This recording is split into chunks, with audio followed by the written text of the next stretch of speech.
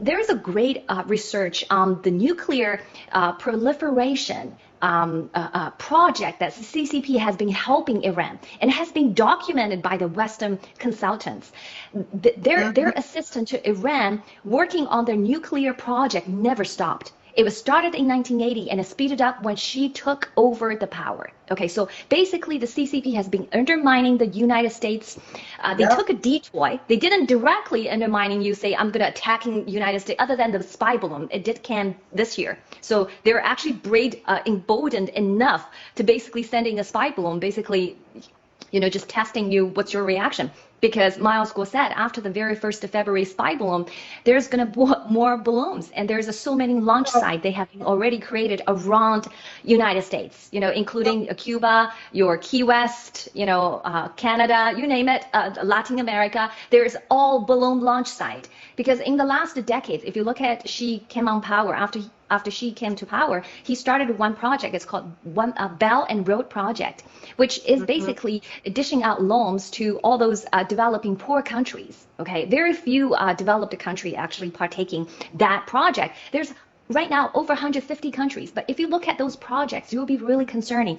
These projects are all big infrastructure projects, ports, roadways, telecommunication networks. So they will be very easily to surveillance, to tracking and tapping those informations in all those countries. And plus, they have been controlling the ports.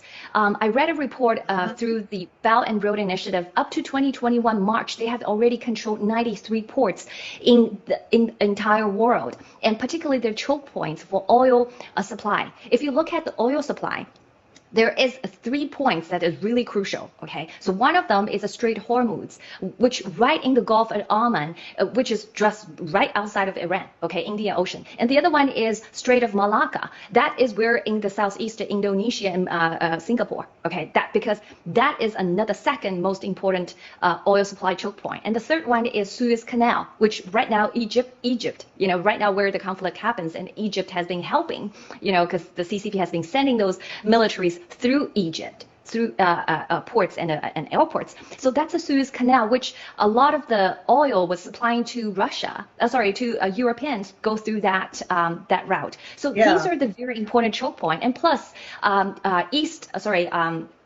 Djibouti. Okay, so Djibouti is another important choke point for oil supply. It controls the East Africa, Angola. So CCP has mapping all of out. So they want to destroy America. That's why they started by controlling the oil supply. This would force all the allies of America to compromise. Because why?